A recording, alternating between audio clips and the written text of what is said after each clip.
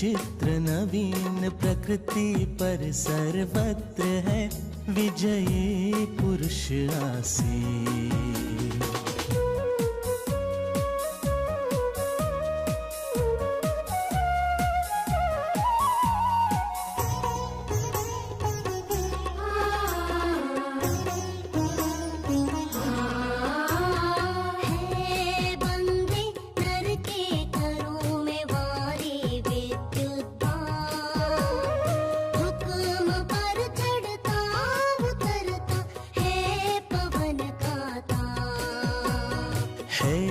बंधे नर के करों में भारी विद्युत भार, हुक्म पर चढ़ता उतरता है पवन का तार। आज की दुनिया विचित्र नवीन प्रकृति पर सर्वत्र है विजयी पुरुष आसीन।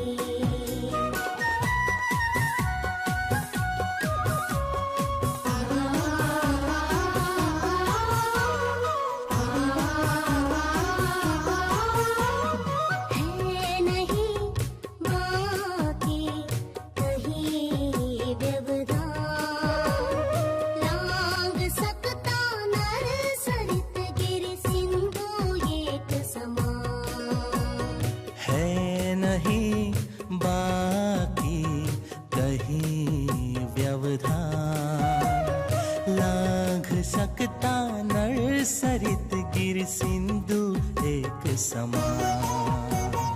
आज की दुनिया विचित्र नवीन प्रकृति पर सर्वत्र है विजयी पुरुष आसीन।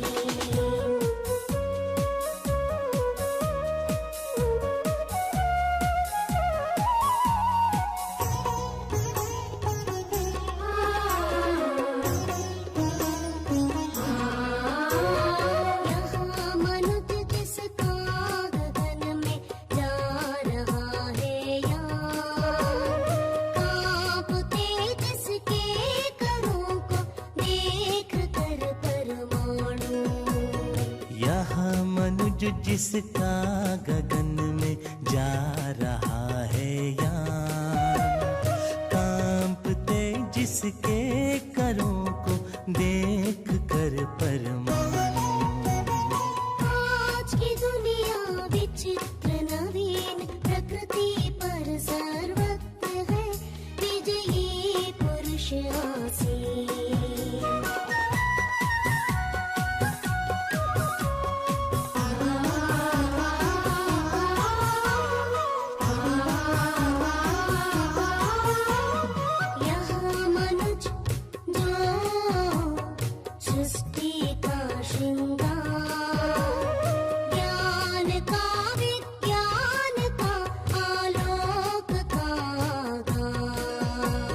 यहाँ मनुज जो सृष्टि का श्रृंगार, ज्ञान का विज्ञान का आलोक का आगार।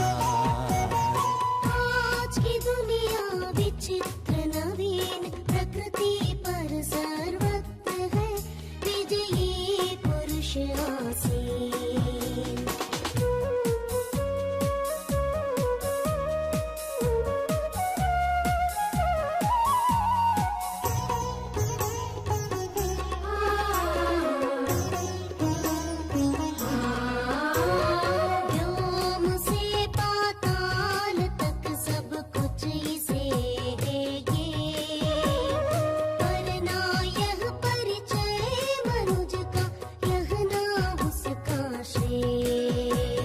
व्योम से पाताल तक सब कुछ इसे है ये, पर ना यह परिचय मनुज का यही ना उसका श्रेय।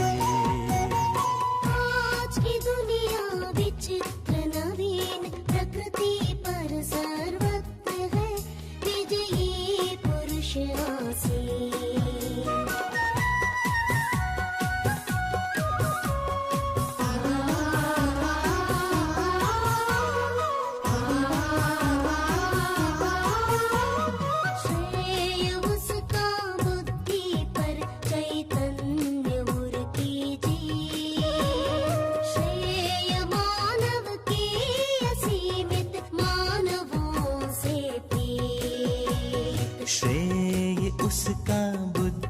पर चैतन्य उरके जी। श्रेय मानव की असीमित मानवों से प्रेम। आज की दुनिया विचित्र नवीन, प्रकृति पर सर्वत्र है विजयी पुरुष आसीन।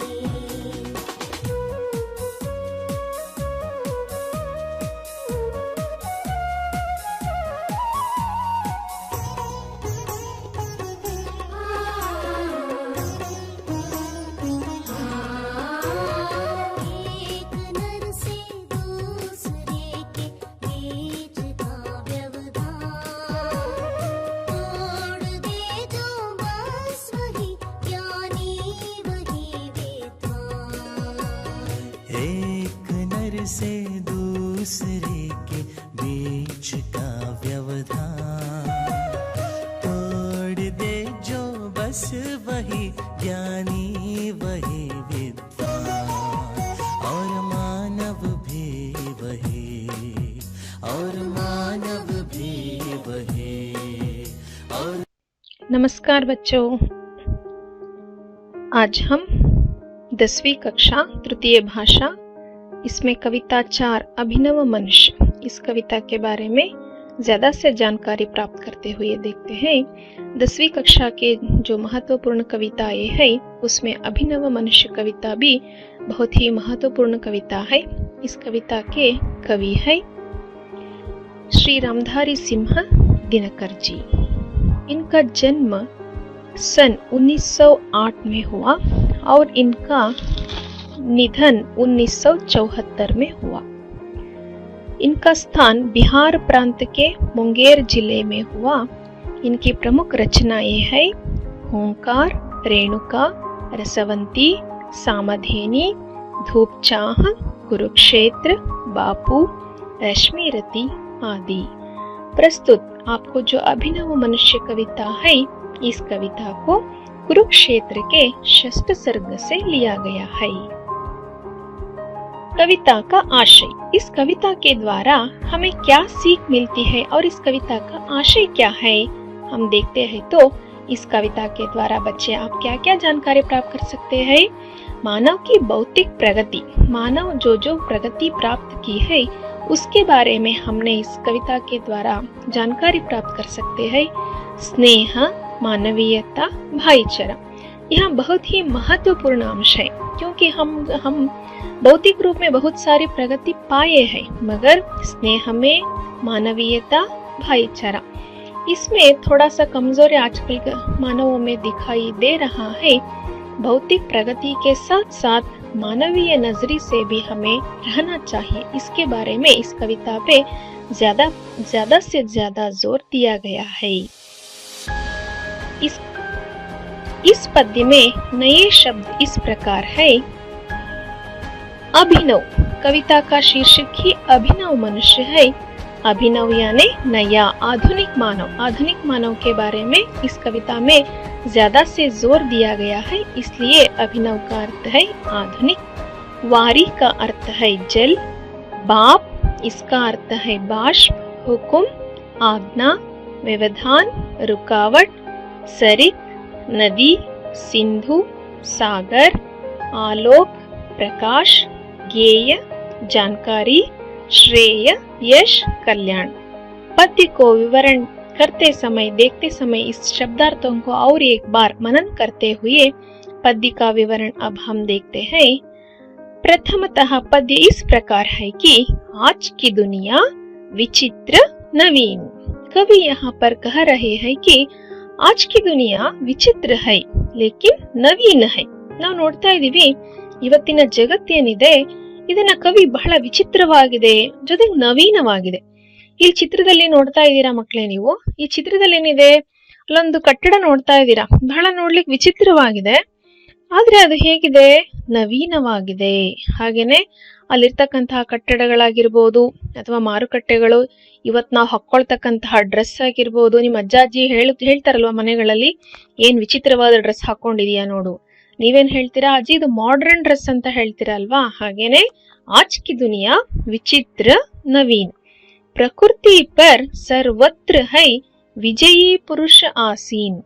प्रकृति पर आज का मानव जो है प्रकृति पर विजय प्राप्त कर लिया है और विजयी पुरुष आसीन, विजय प्राप्त करके प्रकृति पर ही वह आसीन कर लिया है, इस प्रकार हम समझ सकते हैं। लेकिन यह गलत है। प्रकृति पर हम, प्रकृति के सामने मानव कुछ भी नहीं है। लेकिन जो बारिश आता है, बाढ़ आता है, ऐसे कुछ भी हमको रोकने के लिए नहीं होता, फिर भी मानव ने प्रकृति में जो मिल रहे हैं अपने अनुकूल के लिए वहाँ उसके उपयोग में लाकर वहाँ उपयोग कर रहा है। इसलिए यहाँ पर हम कह सकते हैं कि विजयी पुरुष आसीन। किस प्रकार यहाँ विजय प्राप्त कर लिया है? हई बंदे नर के करों में, हई बंदे ನರಕೆ ಕರೋಮೆ, ನರಕೆ ಕರ್ ಅಂದ್ರೆ ಮನುಷ್ಯನ ಕೈಗಳಲ್ಲಿ ವಾರಿ, ವಾರಿ ಕಾ ಅರ್ಥ ಹೈ ಜಲ್, ನೀರು. ಇವತ್ತು ಮನುಷ್ಯ ಏನ್ ಮಾಡಿದಾನೆ, ಡ್ಯಾಮ್ಗಳನ್ನ ಕಟ್ಕೊಂಡು ನೀರನ್ನ ತನ್ನ ಕೈಯಲ್ಲಿ ಇಟ್ಕೊಂಡಿದ್ದಾನೆ. ಅಂದ್ರೆ ತನಗೆ ಯಾವಾಗ ಬೇಕು, ಎಷ್ಟು ಬೇಕು ಅಷ್ಟನ್ನ ಅವನು ಬಳಸ್ಕೋತಾ ಇದ್ದಾನೆ. ಈ ರೀತಿಯಾಗಿ ಪ್ರಕೃತಿಯಿಂದ ಸಿಗ್ತಕ್ಕಂತಹ ಸಂಪನ್ಮೂಲವನ್ನ ತನ್ನ ಅನುಕೂಲಕ್ಕೆ ತಕ್ಕಂಗೆ ತನ್ನ ಕೈಯಲ್ಲಿ ಇಟ್ಕೊಂಡಿದ್ದಾನೆ. ಹಾಗಾಗಿ ಅವ್ರು ಹೇಳ್ತಾ ಇದ್ದಾರೆ, ಹೈ ಬಂದೆ ನರಕೆ ಕರೋಮೆ ವಾರಿ ವಿದ್ಯುತ್. ನಾವು ವಿದ್ಯುತ್ ಅನ್ನ ಏನ್ ಮಾಡ್ತಾ ಇದೀವಿ, ಶೇಖರಣೆ ಮಾಡಿ ಇಟ್ಕೊಳ್ತಾ ಇದೀವಿ. ನಮ್ಗೆ ಹೇಗ್ ಬೇಕು, ಯಾವ ರೂಪದಲ್ಲಿ ಬೇಕು, ಹೇಗ್ ಬೇಕು ಹಾಗೆ ಅದನ್ನ ನಾವು ಉಪಯೋಗಿಸ್ಕೋತಾ ಇದೀವಿ. ಪಾಪ್ ಅಂದ್ರೆ ಆವಿ ಅಂತ ಹೇಳಿ, ಇದನ್ನು ಕೂಡ ಏನ್ ಮಾಡ್ತಾ ಇದೀವಿ, ನಾವು ಆವಿಯನ್ನ ಕಂಟ್ರೋಲ್ ಮಾಡಕ್ಕೆ ಆಗದೆ ಹೋದ್ರೂ ಕೂಡ ನಾವಿವತ್ತೇನ್ ಮಾಡ್ತಾ ಇದೀವಿ, ಅದನ್ನ ಹೆಚ್ಚು ಅಂದ್ರೆ ಅವನ ಒಂದು ಕಾರ್ಯಗಳಿಂದ ಇವತ್ತು ಮಳೆ ಹೆಚ್ಚು ಬರದೆ ಹೋದಾಗ ಹೆಚ್ಚು ನೀರು ಆವಿಯಾಗಿ ನಮಗೆ ಬರಗಾಲ ಕೂಡ ಬರ್ತಾ ಇದೆ. ಹಾಗಾಗಿ ಹೈ ನರಕೆ ಕರೋಮೆ वारी विद्युत बाप, इस प्रकार यहाँ पर कवि विवरण दे रहे हैं। और आगे कह रहे हैं, हुक्म पर चढ़ता उतरता है पवन का ताप। मानव के हुक्म पर पवन का ताप आज ಚಡ್ತಾ ಹೈ ಉತರ್ತಾ ಹೈ. ಮಾನವನ ಆಜ್ಞೆಯ ಮೇಲೆ ಇವತ್ತು ನಾವು ಗಾಳಿಯನ್ನ ಏರಿಳಿಸ್ತಾ ಇದೀವಿ. ಯಾವ ರೀತಿ ನಮ್ಮ ಮನದಲ್ಲಿ ಶೆಕೆ ಆಗ್ತಾ ಇದೆ, ಫ್ಯಾನ್ಗಳನ್ನ ಹಾಕೋತಾ ಇದೀವಿ. ಆಮೇಲೆ ಆ ಫ್ಯಾನ್ಗಳನ್ನ ತಿರ್ಗೋ ಹಾಗೆ ಮಾಡಿ ನಾವೇನ್ ಮಾಡ್ತಾ ಇದೀವಿ, ಅದರಿಂದ ವಿದ್ಯುತ್ ಶಕ್ತಿಯನ್ನ, ಪವನ ಶಕ್ತಿಯನ್ನ ಪಡ್ಕೋತಾ ಇದೀವಿ. ಅದಕ್ಕೆ ಹೇಳ್ತಾ ಇದ್ದಾರೆ, ಹುಕುಂ ಪರ್ ಚಡ್ತಾ ಉತರ್ತಾ ಹೈ ಪವನ ಕಾ ತಾಪ್, ಹೈ ನಹಿ ಬಾಕಿ ಕಹಿ ವ್ಯವಧಾನ್. ಹೈ ನಹಿ बाकी कहीं व्यवधान, व्यवधान का अर्थ है रुकावट. कुछ भी रुकावट उसे नहीं है. और रुकावट के बिना वह मानव क्या कर रहा है, आगे आगे प्रगति को पाकर आगे चल रहा है. लांग सकता नर सरित गिरी सिंधु एक समान. लांग सकता है, ಲಾಂಗ್ನ ಅಂದ್ರೆ ನಾವು ಪಾರ್ ಮಾಡೋದು, ಒಂದು ಕಡೆಯಿಂದ ಇನ್ನೊಂದು ಕಡೆಗೆ ಪಾರ್ ಮಾಡ್ತಕ್ಕಂಥದ್ದು, ಹೋಗ್ತಕ್ಕಂಥದ್ದು. ಏನೇನು ಎಲ್ಲೆಲ್ಲಿ ಹೋಗ್ತಾ ಇದ್ದಾನೆ, ಸರಿತ್ का अर्थ है नदी, गिरी, सिंधु. आज मानव नदी को, गिरी पर्वतों को, सिंधु का अर्थ है सागर, सभी को एक समान पार करने की क्षमता आज मानव में है.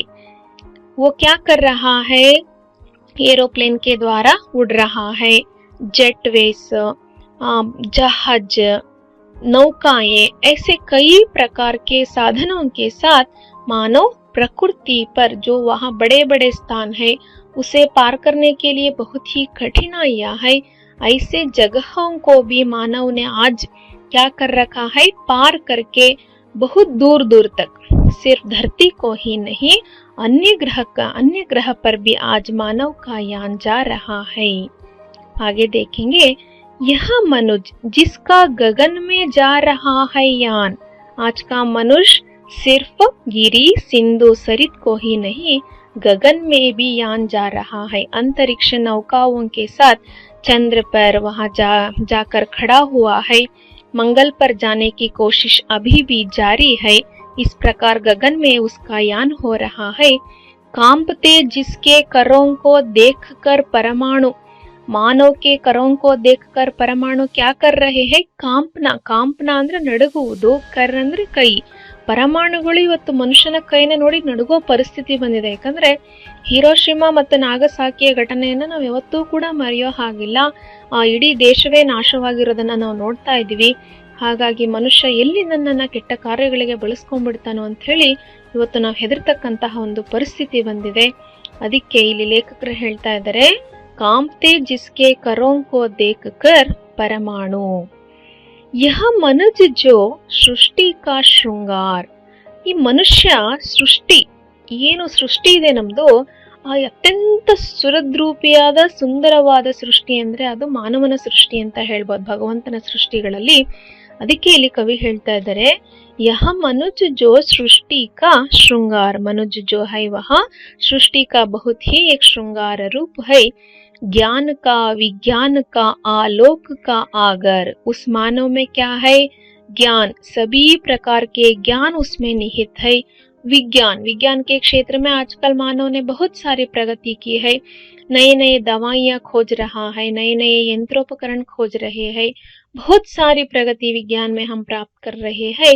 आलोक का आगार, आलोक का मतलब है दिव्य प्रकाश. मानव में क्या है? एक प्रकार का दिव्य प्रकाश है उसमें. ज्ञान का प्रकाश है, ज्ञान का अर्थ ही प्रकाश है.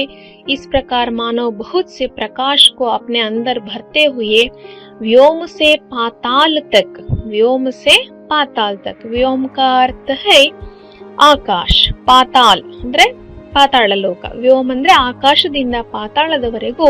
ಸಬ್ ಕುಚ್ ಇಸೆ ಜ್ಞೇಯ, ಜ್ಞೇಯ ಕಾ ಅರ್ಥ ಹೈ ಜಾನ್ಕಾರಿ, ಜಾನ್ಕಾರಿ ಅಂದ್ರೆ ಗೊತ್ತಿರೋದು. ಇವತ್ತು ಪಾತಾಳದಲ್ಲಿ ಏನಿದೆ, ಭೂಮಿ, ಅದರ ಪದರಗಳು, ಶಿಲಾಗೋಳ, ವಾಯುಗಳ, ಹೀಗೆಲ್ಲದನ್ನ ಮನುಷ್ಯ ತಿಳ್ಕೊಂಡಿದ್ದಾನೆ. ಆಕಾಶ, ಆಕಾಶಕಾಯಿಗಳು, ಧೂಮಕೇತುಗಳು, ನಕ್ಷತ್ರಗಳು, ಇಂಥದ್ದು ಗೊತ್ತಿಲ್ಲ ಅನ್ನೋ ಹಾಗಿಲ್ಲ ಮನುಷ್ಯನಿಗೆ. ಪ್ರತಿಯೊಂದು ವ್ಯೋಮಸೆ ಪಾತಾಳ ತಕ್ सब कुछ है ज्ञेय, हर एक की जानकारी मानव में है.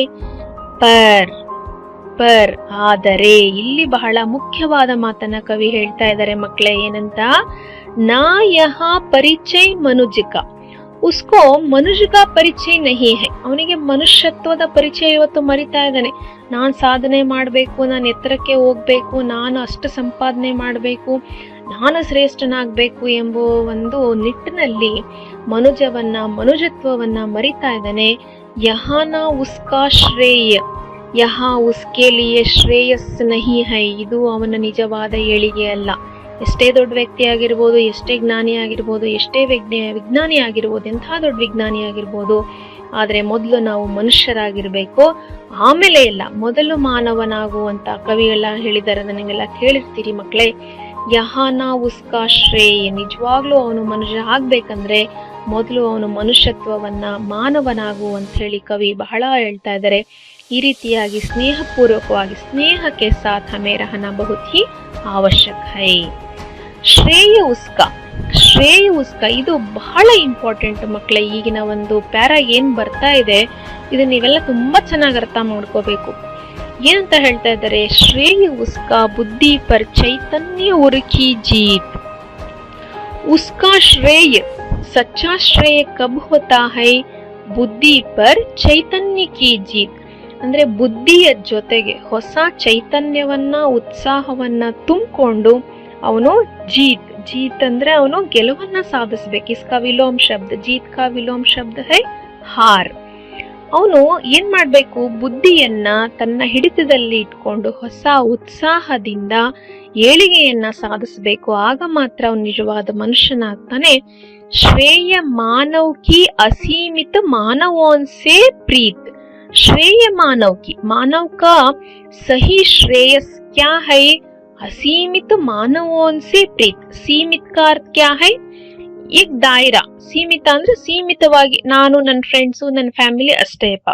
ಅಸೀಮಿತ ಅಂದ್ರೆ ನಾವು, ನಮ್ಮ ಸಮಾಜ, ನಮ್ಮ ಕುಟುಂಬ, ನಮ್ಮೂರು, ನಮ್ಮ ಸಮಾಜ ಎಲ್ಲ ಚೆನ್ನಾಗಿರ್ಬೇಕು. ಆ ರೀತಿ ಅಸೀಮಿತ ಅಂದ್ರೆ ಅದಕ್ಕೊಂದು ಎಲ್ಲೆ ಅನ್ನೋದು ಇರುತ್ತೆ, ಬಾರ್ಡರ್ ಅನ್ನೋದಿರುತ್ತೆ. ಅಸೀಮಿತ ಅಂದ್ರೆ ಅದಕ್ಕೆ ಎಲ್ಲೇ ಇಲ್ಲ. ನಾವೆಲ್ಲ ಮನುಜರು ಒಂದೇ. ಮಾನವೋನ್ಸೇ ಪ್ರೀತ್, ಮಾನವ ಮಾನವನನ್ನ ಪ್ರೀತಿಸೋದನ್ನ ಕಲಿಬೇಕು, ಸ್ನೇಹದಿಂದ ಇರೋದನ್ನ ಕಲಿಬೇಕು. ಆಗ್ಲೇ ನಿಜವಾಗಿರ್ತಕ್ಕಂತಹ ಒಂದು ಏಳಿಗೆ ಅನ್ಬೋದು. ಅದಕ್ಕೆ ಹೇಳ್ತಾರೆ ಶ್ರೇಯ ಮಾನವ್ ಕಿ ಅಸೀಮಿತ ಮಾನವೋನ್ಸೆ ಪ್ರೀತ್. ನಿಜವಾದ ಶ್ರೇಯಸ್ಸು, ನಿಜವಾದ ಜಯ ಯಾವಾಗ ಸಿಗುತ್ತೆ ಮನುಷ್ಯನಿಗೆ? ಎಲ್ಲರನ್ನ ಕೂಡ ಪ್ರೀತಿಸಿದಾಗ, ಸ್ನೇಹದಿಂದ ಕಂಡಾಗ ಮಾತ್ರ ಅವನಿಗೆ ನಿಜವಾದಂತಹ ಸ್ನೇಹ ಸಿಗುತ್ತೆ. ನೀವು ಚಿತ್ರದಲ್ಲಿ ನೋಡ್ತಾ ಇದ್ದೀರಿ, ಬಹಳಷ್ಟು ಓದಿದಾನೆ, ಬಹಳಷ್ಟು ಆವಿಷ್ಕಾರಗಳನ್ನ ಮಾಡ್ತಾ ಇದ್ದಾನೆ, ಅನ್ಯ ಗ್ರಹಗಳಿಗೆ ಹೋಗಿ ಎಲ್ಲದನ್ನ ಆ ಚಿತ್ರದಲ್ಲಿ ನೀವು ಕಾಣ್ತಾ ಇದ್ದೀರಿ. ಅದೇನೇ ಇದ್ರೂ ಕೂಡ ಮೊದಲು ನಾವು ಮಾನವರಾಗಬೇಕು, ಪ್ರೀತಿಯಿಂದ ಇರಬೇಕು. ಏಕ ನರ್ ಸೆ ದೂಸರೆ ಕೆ ಬೀಚ್ ಕಾ ವ್ಯವಧಾನ್. ಏಕ ನರ್, ನರ್ ಕಾ ಅರ್ಥ ಹೈ ಮಾನವ್, ಮನುಷ್ಯ. ಏಕ ನರ್ ಸೆ ದೂಸರೆ ಕೆ ಬೀಚ್, ಒಬ್ಬರು ಇನ್ನೊಬ್ಬರ ಮಧ್ಯೆ ವ್ಯವಧಾನ್. ವ್ಯವಧಾನ್ ಅಂದ್ರೆ ಒಂದು ಪರ್ದ, ರುಕಾವಟ್, ಅದನ್ನ ತೆಗೆದು ಹಾಕ್ಬೇಕು. ನಾನ್ ಯಾಕೆ ಮಾತಾಡಿಸ್ಬೇಕು, ಅವರೇ ಮಾತಾಡಿಸ್ಲಿ, ನಾನೇನ್ ಕಡಿಮೆನಾ? ಈ ರೀತಿ ಅನ್ಕೊಂಡ್ ನಾವೇನ್ ಮಾಡಿದೀವಿ, ನಮ್ಮ ಮಧ್ಯೆ ಒಂದು ಪರದೆಯನ್ನ, ಗೋಡೆಯನ್ನ ನಿರ್ಮಾಣ ಮಾಡ್ಕೊಂಡಿದೀವಿ. ಏಕ್ ನರ್ಸೆ दूसरे के बीच का व्यवधान. एक मानव दूसरे मानव के बीच में आजकल क्या हो रहा है? पर्दा आ रहा है, रुकावट आ रहा है. इसको हटाकर, इस रुकावट को हटाकर हम सभी एकता के साथ रहना चाहिए. तभी वहाँ सच्चे रूप में मानव बन सकता है. तोड़ दे, इस रुकावट को तोड़ दे. कवि यहाँ पर क्या कर रहे? तोड़ दे, ಮುರಿದು ಬಿಡು. ಅಂದ್ರೆ ಈ ಒಂದು ಮಧ್ಯೆ ಏನ್ ಪರದೆ ಇದೆ ಅದನ್ನ ಹರಿದಾಕ್ಬಿಡು. ಬಸ್ ಏನು? ವಹಿ ಜ್ಞಾನಿ ವಹಿ ವಿದ್ವಾನ್. ಅದೇ ಜ್ಞಾನಿ, ಅದೇ ವಿದ್ವಾಂಸ, ಅದೆಲ್ಲ ಆಮೇಲೆ ಆಗ್ತೀಯಂತೆ ನೀನು. ಅದೆಲ್ಲ ಆಗೋದಿದ್ದದೆ ಅವ್ರ ಮಾನವ್ ಬಿ ವಹಿ.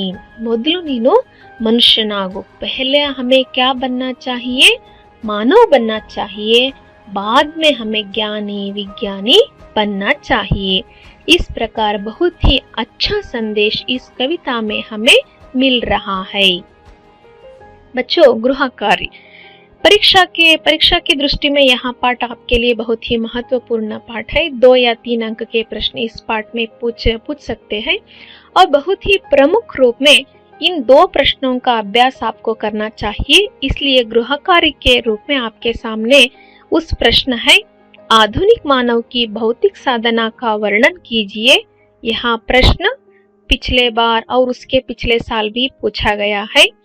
कवि दिनकर जी के अनुसार मानव का सही परिचय क्या है? बहुत ही महत्वपूर्ण प्रश्न है, इसलिए इन 2 प्रश्नों का अभ्यास आप जरूर कीजिए.